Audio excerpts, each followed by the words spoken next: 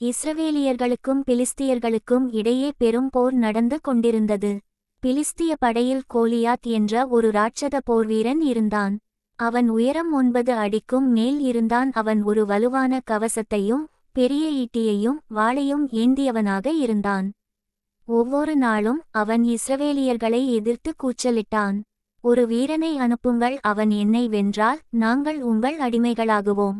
ஆனால் நான் அவனை வென்றால் நீங்கள் எங்கள் அடிமைகளாக வேண்டும். இதைக் கேட்டு இஸ்ரவேல் ராஜாவான சவுல் மற்றும் அவனுடைய வீரர்கள் பயந்து நடுங்கினார்கள். யாரும் கோலியாத்தை எதிர்க்க துணியவில்லை. அந்த நேரத்தில் தாவீது என்ற ஒரு இளம் இடையன் தனது 3 அண்ணன்களுக்கு உணவு கொண்டு வர பாளையத்திற்கு வந்தான். அவன் எசாய் என்பவரின் மகன் மற்றும் அவன் கடவுளிடம் பெரும் நம்பிக்கை கொண்டவன். தாவீது கோலியாத்தின் சவாலை கேட்டான். மற்ற வீரர்கள் பயந்து கொண்டிருந்தனர். ஆனால் தாவீதின் இதயத்தில் கோபமும் தைரியமும் உண்டாயிற்று. அவன் கேட்டான், இந்த பெலிஸ்தியனை வென்றவருக்கு என்ன பரிசு கிடைக்கும்? மக்கள் அவனிடம் சொன்னார்கள், ராஜா அவருக்கு பெரும் செல்வத்தையும் தன் மகளை மணமகளாகவும் அவருடைய குடும்பத்திற்கு வரி விலக்கும் தருவார். தாவீது சவுல் ராஜாவிடம் சென்று சொன்னான், இந்த பெலிஸ்தியனோடு நான் போரிடுகிறேன். ராஜா சவுல் பார்த்து சொன்னார், நீ ஒரு சிறுவன், அவன் ஒரு போர்வீரன், உன்னால் முடியாது. ஆனால் தாவீது பதிலளித்தான், நான் என் ஆட்டு மந்தையை காப்பாற்றும் போது சிங்கமும் கரடியும் வந்து ஆடுகளை தூக்கிச் சென்றன.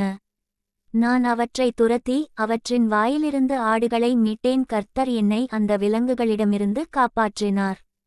இந்த பெலிஸ்தியனையும் அவர் காப்பாற்றுவார். இதைக் கேட்ட சவுல் தாவீதுக்கு தனது கவசத்தையும் ஈட்டியையும் கொடுத்தார். ஆனால் தாவீது அவற்றை அணிந்து கொள்ள முடியவில்லை. அவன் அவற்றை கழற்றி வைத்துவிட்டு தனது இடுப்பில் வைத்த கம்பை மட்டுமே எடுத்தான். தாவீது ஒரு நீர் ஓடைக்குச் சென்று 5 மென்மையான கற்களை எடுத்து தனது இடையன் பையில் வைத்துக்கொண்டான்.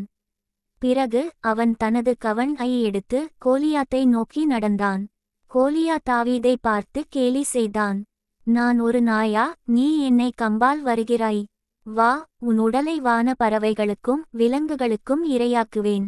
ஆனால் தாவீது தைரியமாக பதிலளித்தான், நீ பட்டயத்தோடும் ஈட்டியோடும் வருகிறாய். ஆனால் நான் இஸ்ரவேலின் சேனைகளின் கர்த்தரின் பெயரில் வருகிறேன். இன்றே கர்த்தர் உன்னை என் கையில் ஒப்புவிப்பார். தாவீது தனது கவனில் ஒரு கல்லை வைத்து சுழற்றி எறிந்தான். அந்த கல் கோலியாத்தின் நெற்றியில் பட்டு அவன் முகம் கீழே விழுந்தான். விரைவாக ஓடிப்போய் தாவீது கோலியாத்தின் சொந்த வாளை எடுத்து அவனது தலையை வெட்டினான். பிலிஸ்தியர்கள் தங்கள் வீரன் இறந்ததைக் கண்டு ஓடி தப்பினர். இஸ்ரவேலியர்கள் மகிழ்ச்சியுடன் வெற்றி கொண்டனர். பாடம் 1. கடவுளின் மீது நம்பிக்கை. தாவீது சிறுவனாக இருந்தாலும் கடவுளின் சக்தியை நம்பினான். 2. தைரியம், பயத்தை வென்று சவாலை ஏற்றான். 3.